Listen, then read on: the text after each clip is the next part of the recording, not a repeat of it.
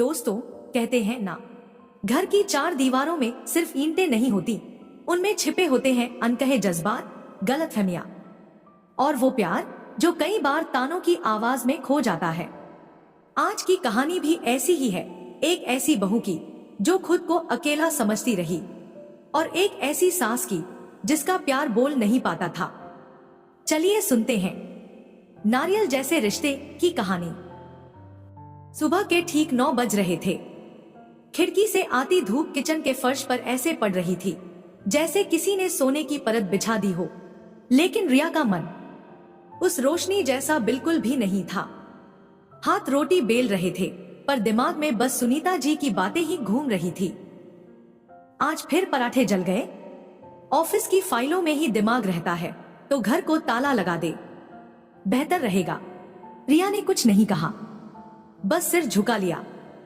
3 साल हो गए शादी को, पर आज तक एक दिन भी ऐसा नहीं बीतता जब ताने उसके साथ न चलते हों। कभी खाना, कभी कपड़े, कभी मेहमानों के सामने उसका मॉडर्न होना, जैसे उसकी हर सांस पर, हर कदम पर कोई निगरानी हो। लेकिन उस दिन ऑफिस से लौटते वक्त रिया ने मन ही मन फैसला कर लिया था। घर के अंदर घुसते ही उसने कहा, अमित, मैं अब और नहीं सह सकती।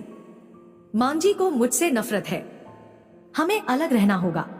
अमित ने समझाया, पर रिया के मन में शिकायतों का समंदर उफान पर था। अगले दिन घर में कीर्तन था। रिया सुबह 4 बजे उठकर दौड़ दौड़ कर काम कर रही थी। थकान से बदन टूट रहा था, पर चेहरा मुस्कान से चिपका रखा था, जैसे दुनिया की कोई भी तकलीफ उसके चेहरे पर न पहुंच पाए। दोपहर में रिया किचन में शरबत बना रही थी कि तभी उसने बाहर से आवाज सुनी, विमला बुआ। अरे सुनीता, तेरी बहू बड़ी आजाद ख्याल है।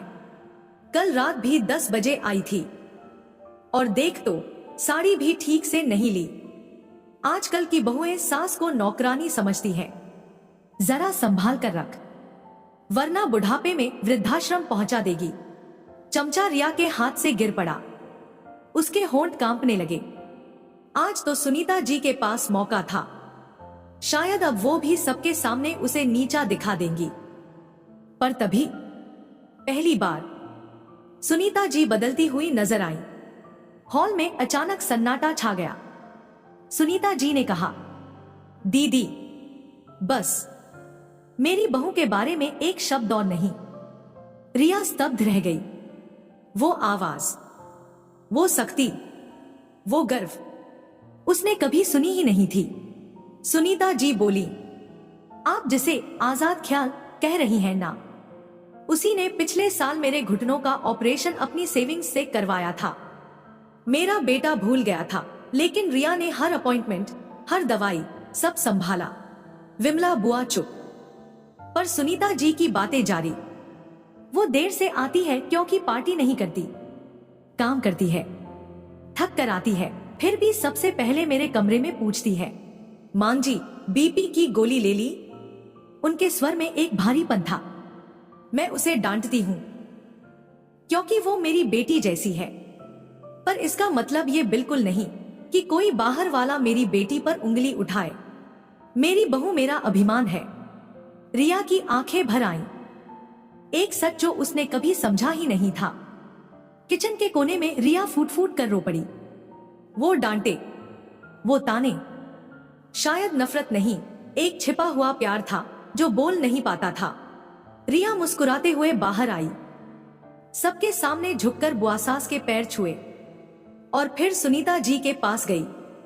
सुनीता जी ने उसके माथे का पसीना पोंछते हुए कहा, शरबत में बर्फ डाली है या वो भी भूल गई?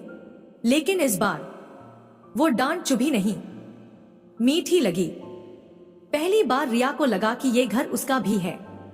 उस दिन बिना किसी वादे, बिना किसी समझौते के, सास बहू के बीच की दीवार गिर गई। कहानी की सीख, रिश्ते नारियल की तरह होते हैं, ऊपर से सख्त, अंदर से कोमल। कभी कभी बुजुर्गों के कठोर शब्दों में वो प्यार छुपा होता है जो वो दिल से कहना चाहते हैं पर बोल नहीं पाते। तो दोस्तों, कैसी लगी आपको यह कहानी? अगर आपके घर में भी कोई रिश्ता खामोशी की दीवारों में गुम हो गया है तो बस एक बार दिल से बात करके देखिए। शायद आपका अपना आपके जितना ही अकेला हो। बोलती पोथी से मैं चलती हूं। अगली कहानी में फिर मिलेंगे। धन्यवाद।